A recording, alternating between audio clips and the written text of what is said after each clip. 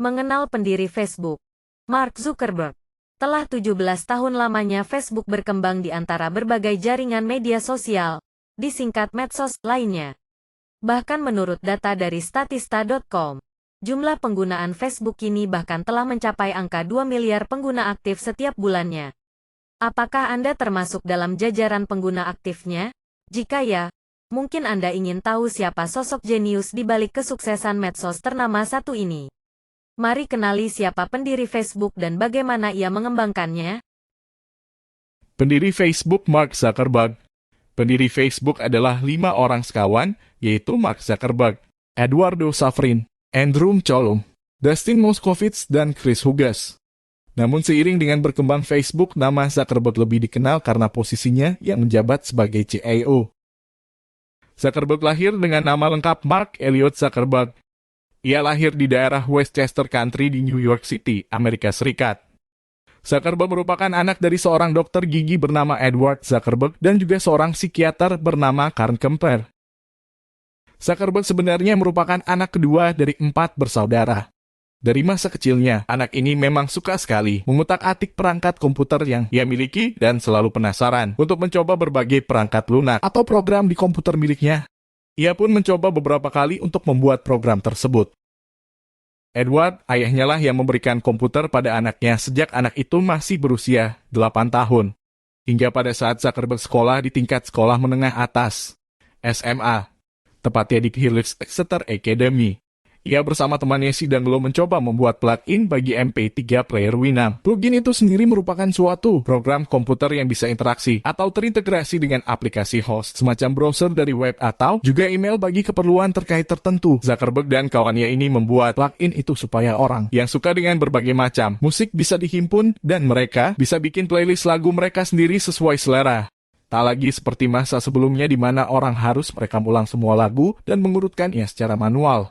Mereka akhirnya kirimkan program ciptaan mereka itu ke beberapa perusahaan terkait semacam AOL, American Online, dan bahkan ke Microsoft. Lalu di akhir tahun SMA mereka akhirnya direkrut oleh kedua perusahaan besar tersebut untuk menjalankan suatu proyek. Ketika mereka harus lanjutkan ke jenjang perguruan tinggi untuk berkuliah, akhirnya mereka mesti berpisah. Dan lalu kawannya masuk ke Poltech. Sementara itu, si Zuckerberg berhasil masuk Harvard, universitas top, biasa disebut sebagai Ivy League University di Amerika Serikat. Di masa kuliahnya itulah si Zuckerberg punya ide yang cemerlang untuk membuat sebuah buku direktori bagi semua mahasiswa secara online. Ia merasa itu penting karena di universitasnya tidak ada pembagian Facebook, semacam buku perkenalan antara mahasiswa baru di mana ada foto dan data diri setiap mahasiswa yang kuliah di Harvard. Tapi, setiap ia mencoba menawarkan dirinya untuk membuat ide itu jadi nyata, pihak Harvard menolak mentah-mentah. Seperti dikutip dari perkataan Zuckerberg, mereka bilang ada alasan khusus untuk tidak mengumpulkan info terkait mahasiswa ini. Walaupun idenya itu ditolak oleh kampus berkali-kali, ia terus mencari cara supaya bisa tetap mengerjakannya. Zuckerberg mengatakan, saya ingin kasih lihat kalau hal itu tidak mustahil untuk diwujudkan. Jadi, intinya dia ngotot sekali untuk membuat direktori mahasiswa itu. Karena proyek pertama yang ia buat bernama coursemate.com. Proyek ini bisa memungkinkan kawan-kawan kampusnya yang sekelas untuk bisa saling berkomunikasi satu dengan yang lain pada satu website tersebut. Lalu ia melanjutkan realisasi gagasannya soal Facebook. Ia berhasil membuat Facebook.com. Website yang saat ini ia rilis di bulan Februari 2004. Facebook ini adalah penyempurnaan dari yang sebelumnya ia buat dengan nama Facemas. Sebenarnya sasaran penggunaannya sama saja, yaitu supaya mahasiswa Harvard semuanya bisa bertemu di satu situs. Facebook ini diharapkan bisa mempertemukan orang-orang secara cepat dan tanpa batasan jarak seperti pertemuan langsung umumnya. Facebook akhirnya bisa juga dimanfaatkan untuk menemui anggota keluarga, alumni kampus lama, dan lain sebagainya di satu website. Setidaknya ada sekitar 140 aplikasi atau fitur tambahan yang ditambahkan oleh Facebook setiap harinya. Tak hanya itu, sebesar 95% penggunanya sudah memakai setidaknya satu jenis aplikasi yang disediakan. Jadi tujuan dari banyaknya aplikasi itu adalah membuat suatu perbedaan dibanding dengan website jejaring medsos yang lainnya. Jadi orang beramai-ramai beralih dari aplikasi semacam Mispace ke Facebook ciptaan Zuckerberg ini. Jadi kini Facebook bisa dipakai oleh siapapun dimanapun termasuk Anda. Facebook Indonesia juga hadir dalam bahasa Indonesia. Jika Anda belum memilikinya, Anda bisa langsung buka Facebook FB dan masuk FB tersebut dengan mendaftarkan diri Anda. Trik dan fitur rahasia Facebook. Dalam video berikut akan kami bagikan beberapa fakta teknis medsos satu ini yang jarang diketahui oleh orang-orang. Menonaktifkan fitur SYN.